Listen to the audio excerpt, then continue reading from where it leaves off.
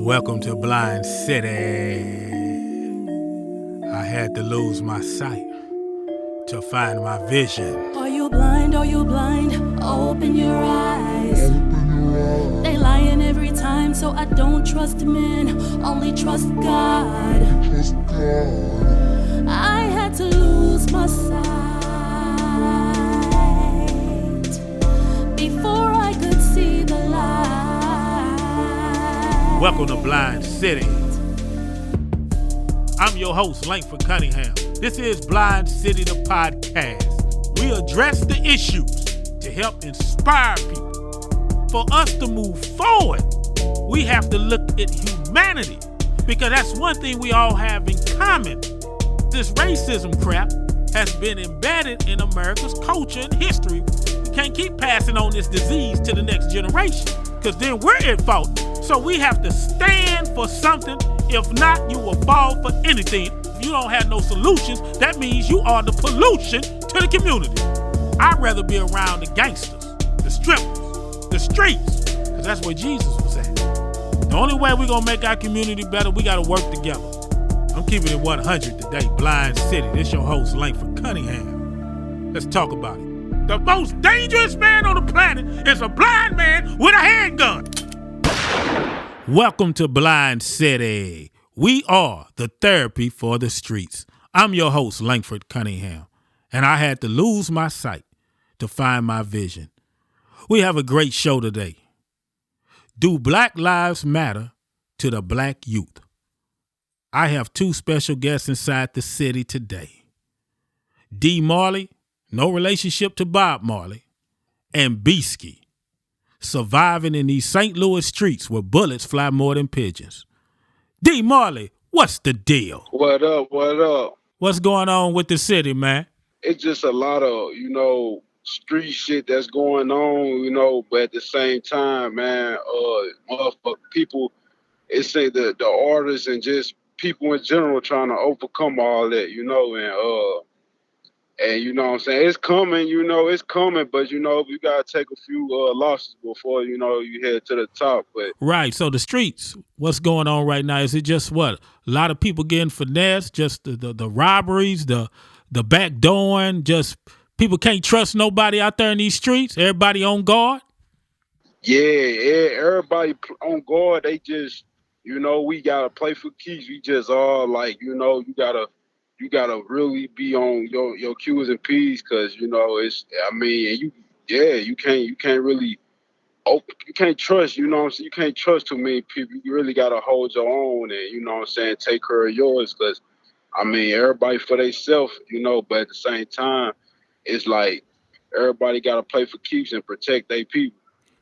Damn, protect their people and play for keeps, man. But how do a young 22-year-old, 26-year-old, how do y'all survive in that climate, though, man? You got to take care of your family.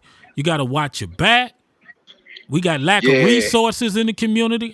How do you survive? You got to really, man, it don't happen overnight. You got to really specialize in, you got to sit there and think and make every move your best move, and don't just go with your first mind, and that's how you go survive. So like playing chess, you strategizing. You playing chess out here in these streets. Yeah, and if you don't do that, that's mandatory, and that's first. So if you don't do that, you go lose, man. You go lose, and that's what we, me and the gang, that's what we kind of specialize. We got that down, and, right. And you go from there. So let me ask you this, D. Marley. Let me ask you this. Yeah. Let me ask you this, bro. So what's going on in the streets with the Crips and Bloods? Do they still exist in these streets, or have your generation changed the game up from Crips and Bloods? I know it's a lot of different zones and neighborhoods now. Are the Crips and Bloods still in effect, or has it kind of diverse into other sets of the neighborhoods? Yeah, they still. Yeah, it's Crips and Bloods. It's just it's all there. But it's like. It's not. I wouldn't say it's full in effect. Like they full like head first in it, like back in the day was. But they still. It's more over. it ain't. I don't think it's really over. Like, oh, you can't do this on my block, on my hood, because I mean, nigga, if you family with this person from their hood, they'll bring you in. So regardless of what you banging or whatever, you know what I'm saying, motherfuckers gonna bring you in. So it ain't really necessary. It's just all about who you tie with, what resources connects. You know who you know, and that's all it's about. And with the game banking, it's just from where you from, and it's just who you grew up around that was gang banging, and that's really what you turned out to be. So I mean, that's really what I think nowadays in these streets with the young dudes. That's what's up with it. So it's more about clicks now. It's not really like when I came up in the 80s and 90s where red and blue didn't get along, but now you might have Crips and Bloods best friends. Yeah, it's the clicks. Yeah, it's the clicks. It's you have one click, might have a Blood, might have a Crip, might have a Six Deuce, or you know what I'm saying, GD or whatever. Like that's how it is. But it's really the clicks. And yeah, it's somewhat the hood too. You have niggas that's a couple niggas might be from your hood that's in your gang, but yeah, that's how it is though. Well, check it out, D. Marley. How many kids do you have? I got one. I got a daughter. Yeah, I got a daughter too, man. Them daughters touch you, don't they? Yeah. Yeah, you got a special place in your heart for your daughter, don't you? Hell yeah.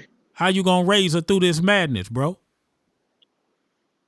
I'm still trying to, just slowly try to get it. It's a lot, you know what I'm saying? So it ain't easy. It ain't gonna happen overnight. But like I said, it's gonna start with me being her. So I gotta survive. I gotta make her move I gotta discipline myself. Yeah, everybody wanna go to the club and go here and go there, but you gotta learn to discipline yourself, especially for the ones you live for. And if you don't do that, then they gonna put you under, or like you know what I'm saying. Are you going that way? So you gotta just, that's what it's about for real. It's gonna start with you. That's real talk. That's real talk. Because the rumor in society is that black men don't take care of their kids, and the first thing that you said is you have to discipline yourself, and I have to be there for my daughter. And I respect that, D. Marley. I respect that, bro. Yeah, that's breaking what it is. Those type of situations. The way you look at your daughter is going to break the stereotypes that the world see black men as, besides us being looked at as a predator and we don't take care of our kids. And like I say, like I talk with my partner, Demetrius Johnson, he say we create the narrative. We got to stop letting people create our narrative. We got to set the tone. And that's what you're doing. So when you went to prison, man, how was that? What did you learn in there? I had learned a lot, man. The biggest thing I learned, man, is patience and faith, for real. Faith. So before you went to prison, you didn't have patience or faith in the streets? Well, no, I couldn't wait. I couldn't wait. I was always moving. If I needed this, I was trying to get it real fast, regardless of what was in my way. I always go get it, and faith, it seemed like even when you going through, hard times, before I got locked up and I was going through hard times, I felt like damn, like how the fuck I'm gonna get out of this or whatever, and it show you like, hey, you just gotta, you know what I'm saying, you just gotta have faith. You gonna get out. There's always light at the end of that tunnel. You got that right. You just got to keep walking towards it. Some people turn around because they don't see it. I tell them all the time, because you don't see it don't mean it's there. Yeah. You got to keep walking towards it. You got to have that will. Yeah. How did the COs treat you in there, man? How did you stay away from all the drama in prison? I know you've seen a lot of things go down in prison. We don't have to get into it, but how did you stay clear of all that nonsense, that drama, that chaos? Oh man, I really just they treat you fucked up in there, man. You got some good ones, and then you got some bad ones. I ain't gonna sit here and fake it like it was talking about COs, right? COs, man. But you talking about the COs, right? Yeah, the COs, yeah. How did the bad ones treat you? What did you see up in there? Yes. They really just like it's just certain words, certain shit that they say, how they look at you and all that. Try to like trigger that. you. Try to trigger you. Yeah, yup, and they dish you. They dish. They kind of fuck you around. Hey, but yeah, that's really how it is, though. And how did you stay clear of all that? You just stayed to yourself, or how did you move up in there? I looked at the bigger picture that I was gonna be out, and I ain't don't come back. Hey, that's real talk. Say you looked at the bigger picture. Yeah, See, that's what some of that's these youngsters, I be trying to, when I was in juvenile detention, I try to tell the youngsters, the 16-year-olds, 15-year-olds, you got to see the end game. They not seeing the end game. They playing for the moment. And you saw the yeah, end game. I had a daughter. You had to get home to her. And then you got other goals you had to accomplish. yeah. Let me ask you this, D. Marley. What you think about these politicians in our community, man? What you think about that, man? Do you think they're at fault the way the hood is right now with what's going on with the violence? Do you think they played a part in this? Yeah, I feel like, man, I feel like this. We need more of them, and they doing it's a start, and that's good for the community and the hoods and all that because we need some positivity. Somebody gotta be, somebody gotta motivate you. Somebody gotta have their head on right, and even if it's, you, miss, you know what I'm saying, or whoever else, we gotta have somebody in the young niggas corner, man, and because man, at the end of the day you doing your job and we got a job to do and you got a job to do and when we get older we got to get that same shit game back that we got back to the young niggas, that because it's a cycle that's going and it ain't going in, so Yeah, it's a cycle. it may It's not going to end. Yeah, but this cycle's been going on since when I came into the world in the 80s. Like I say, brothers, black on black crime didn't start with your generation. The baton was passed on to y'all from our generation. Well, let me ask you this. Do you think Black Lives Matter? like for as like what just how um for as like giving my perspective on how do I feel like it just matters with everybody or because I mean Does it yeah matter? Does it matter to you, to your generation? Does Black Lives Matter? Because that's what we hear right now. Black Lives Matter. Black Lives Matter. Does it matter yeah to you with your yeah generation? Black lives most definitely matter, man. It's most definitely matter because, man, like people say, oh, I don't, I heard a lot.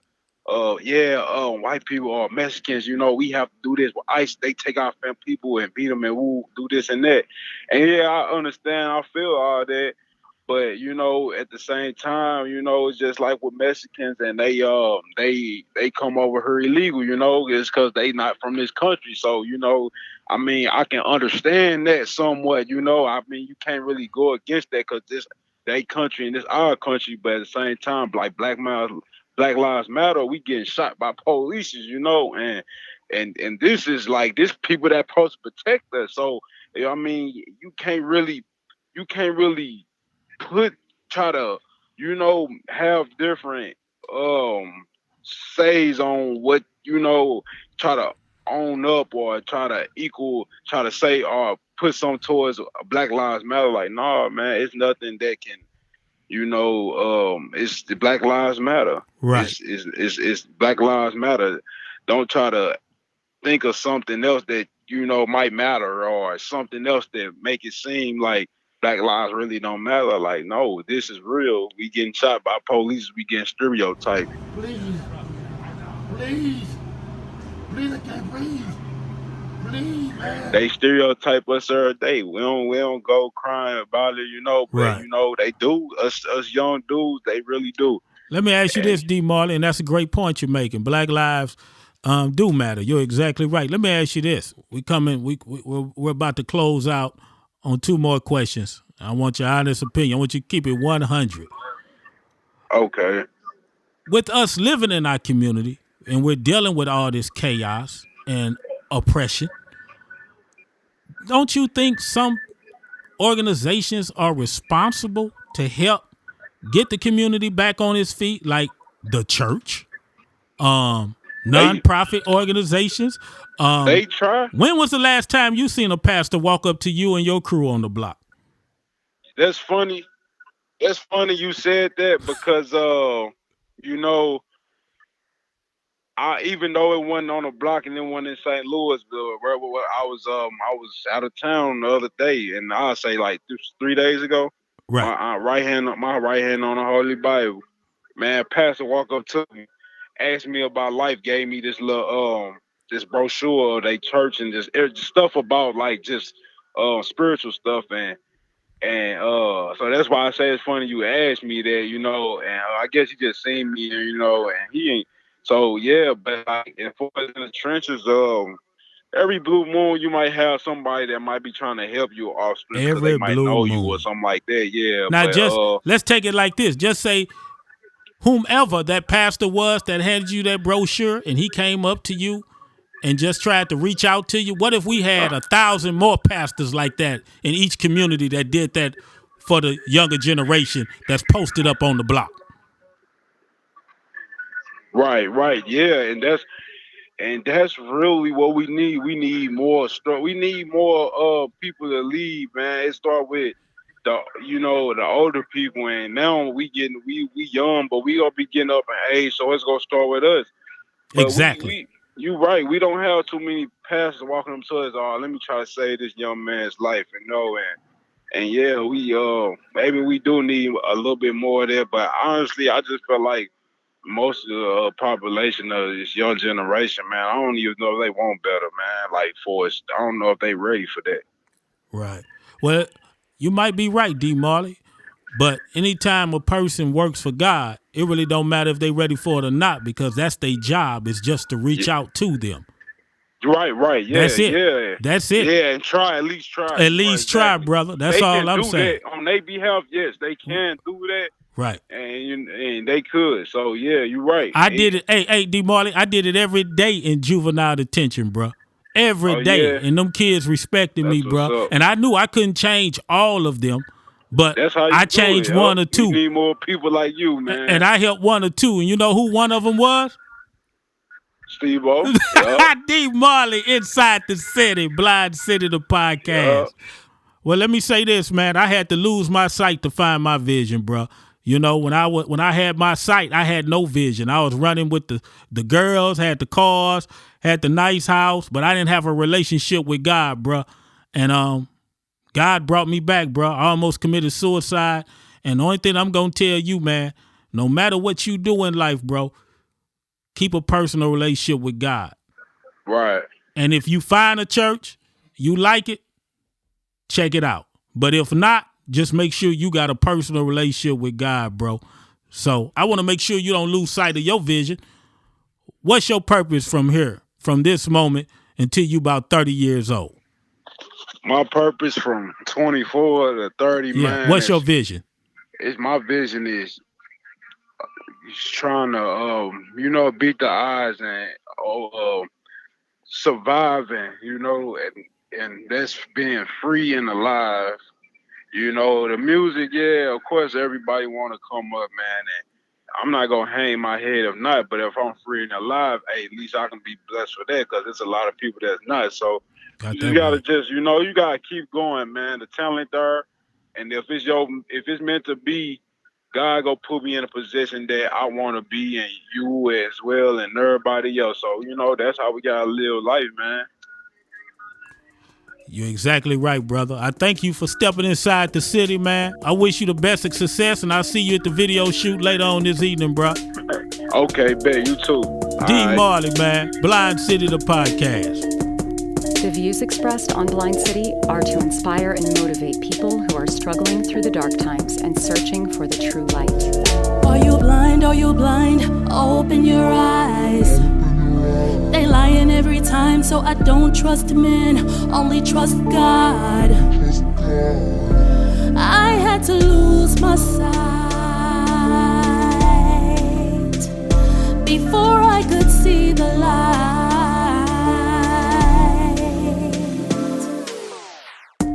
This is Blind City, the podcast, with your host, Langford Cunningham.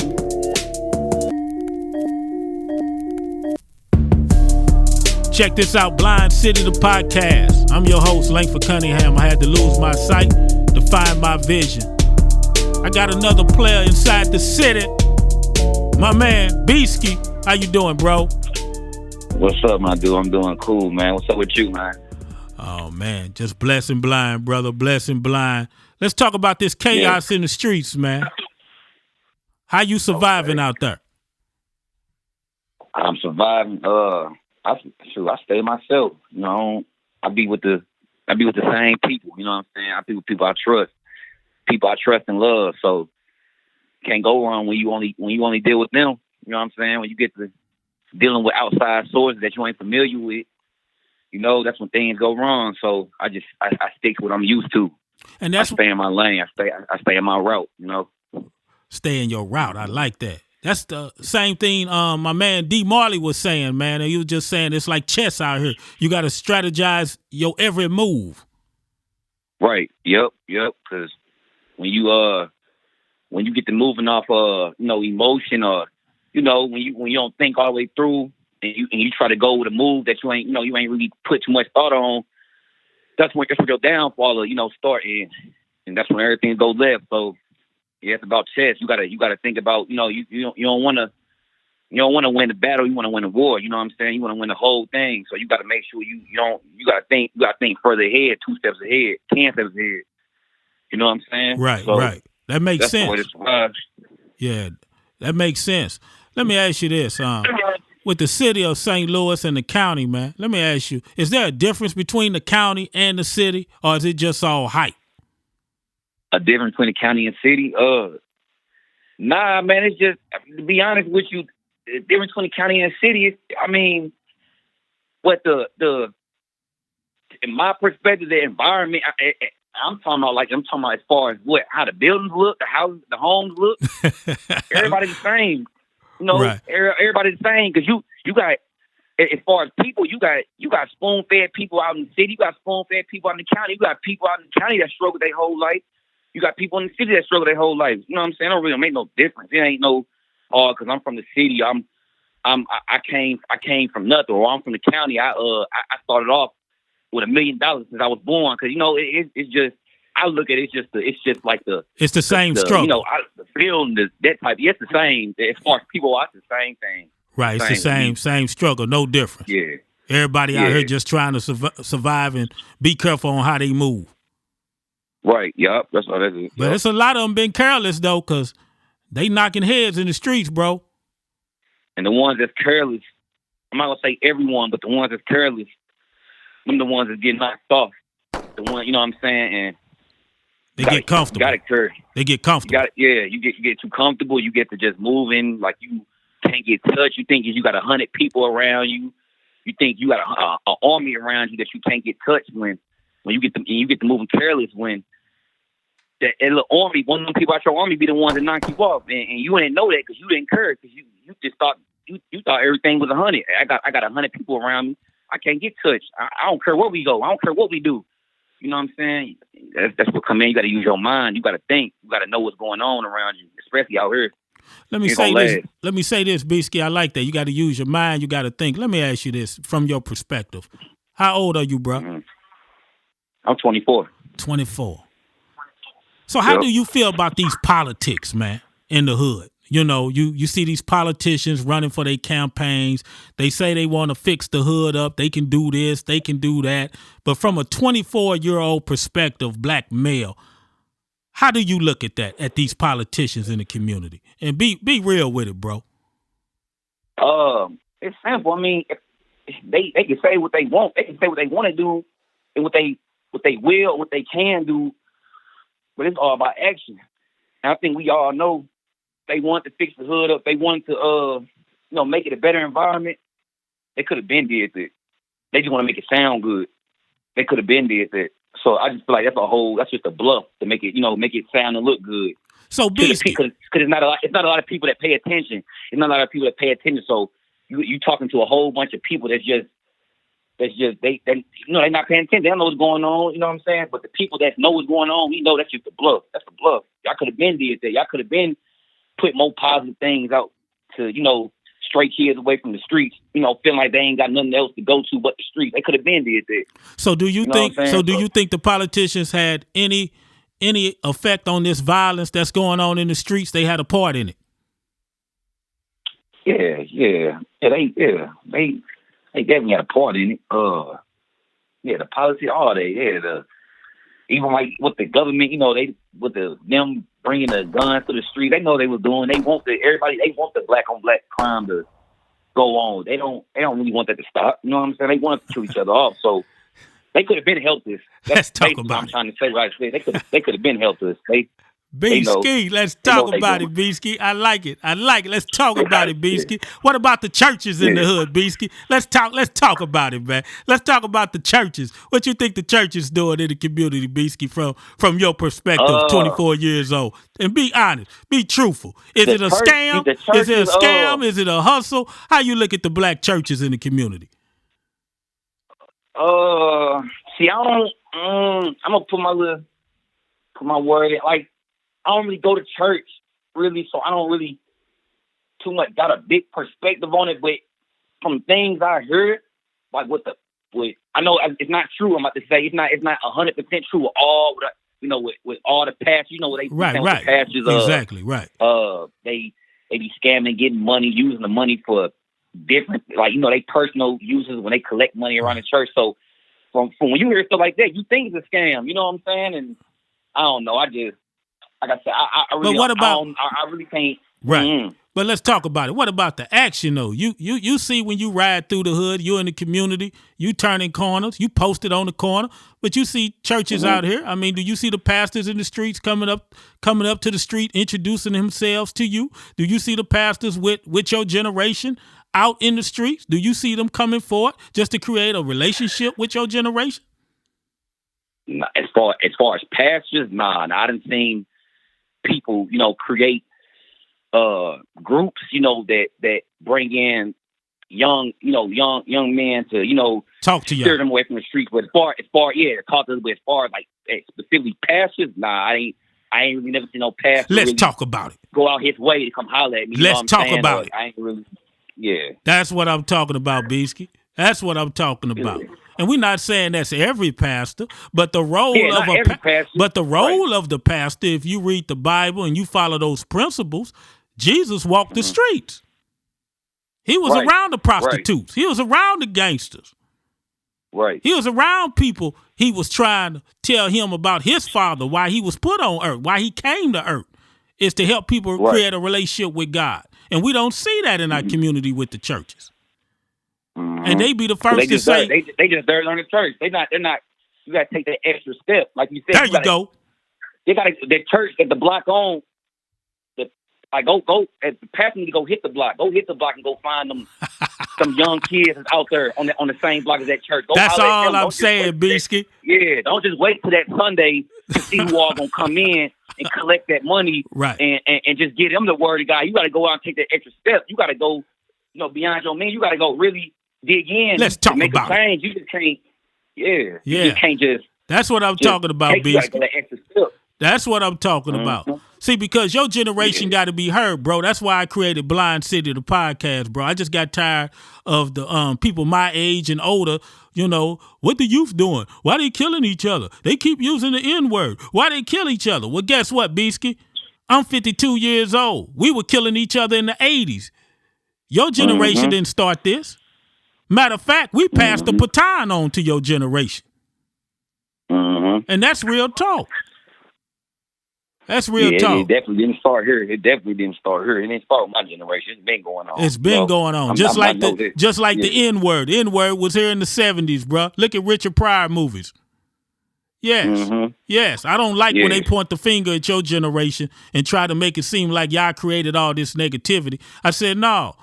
The negativity was passed on to your generation.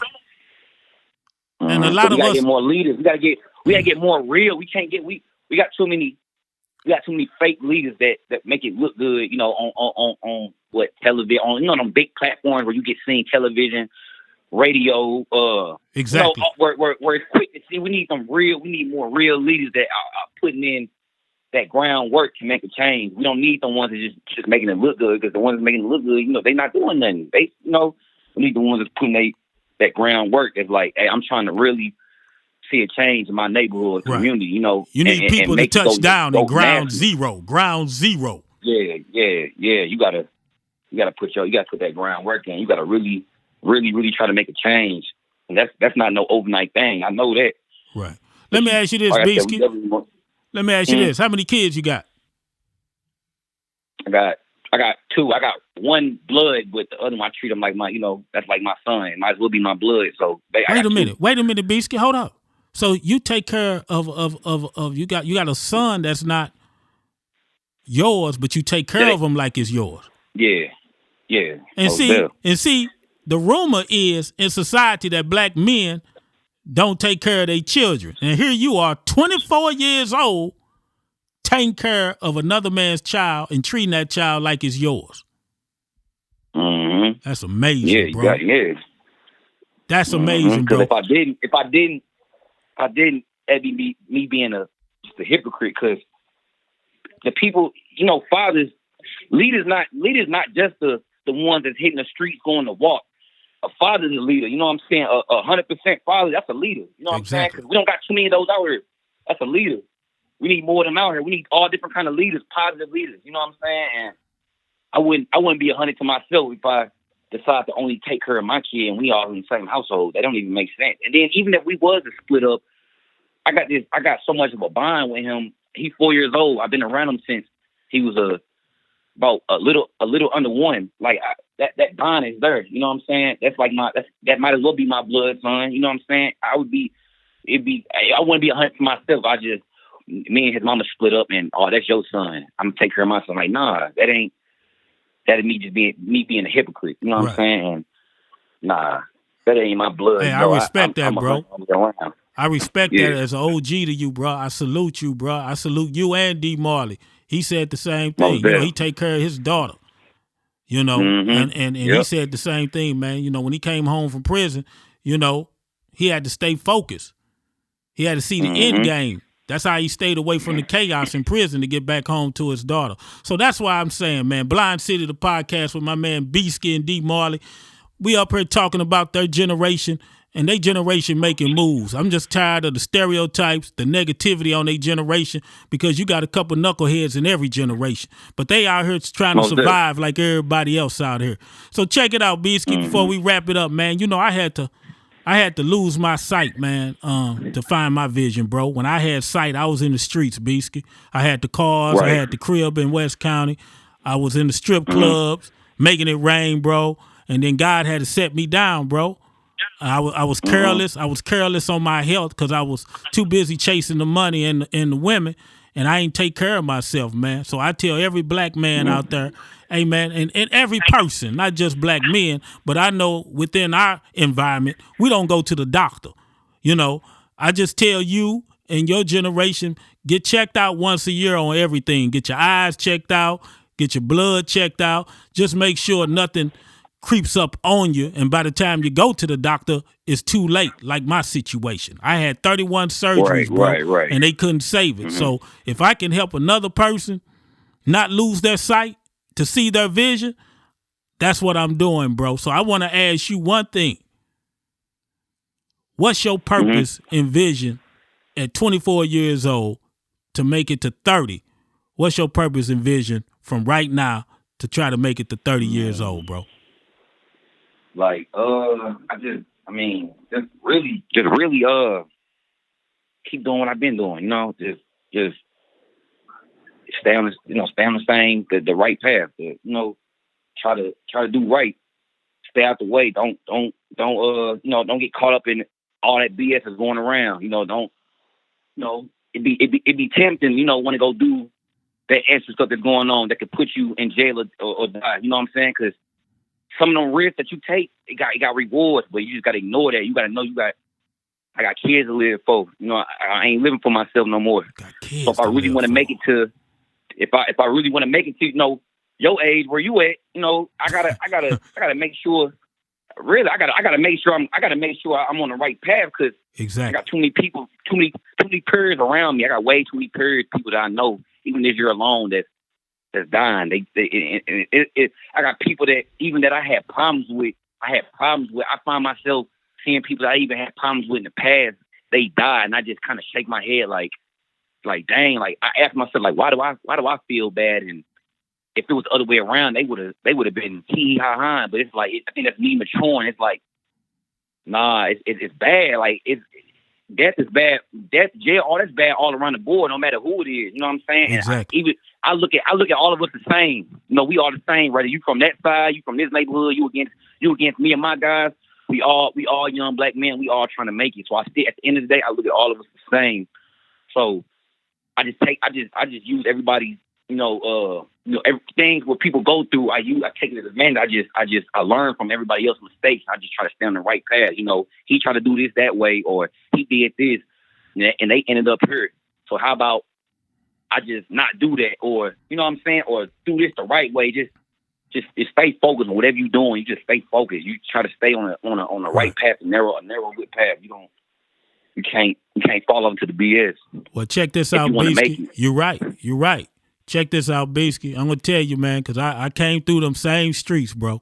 It's just a different generation, different rules now with your generation. But the same thing, how I survive is the same way you surviving, bro. You playing chess out here. And you making smart decisions. Right. You're not making careless decisions. You keep doing that, bro, you're going to make it to 52, man. You know what I'm saying? You're going to make it, bro. You stay by that code, what you just told me, staying focused and being there for your kids, man.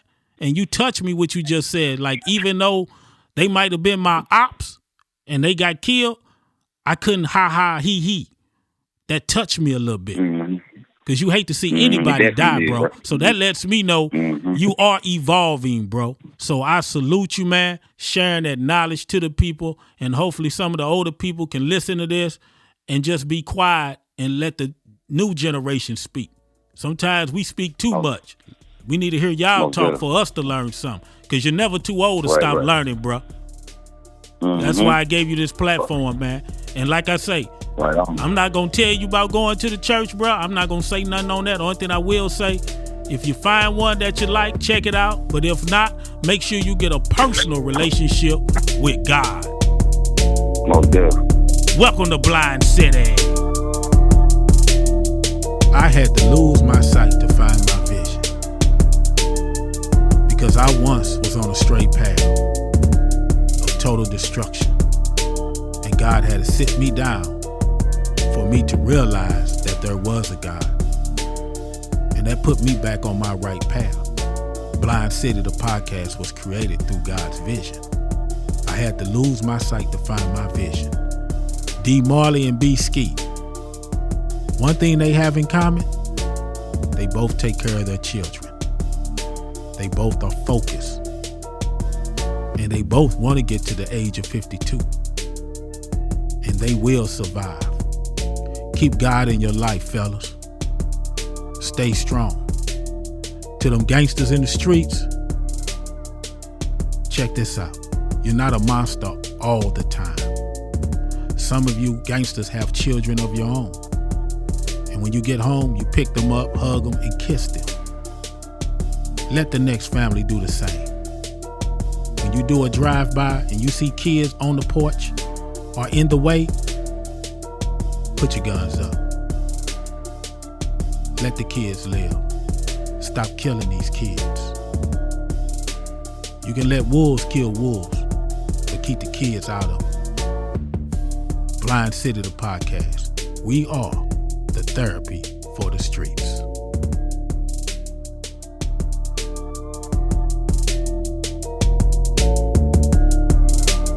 If you found this content helpful, please share this video and subscribe to our YouTube channel, Blind City, the podcast. You can find us on all social media platforms.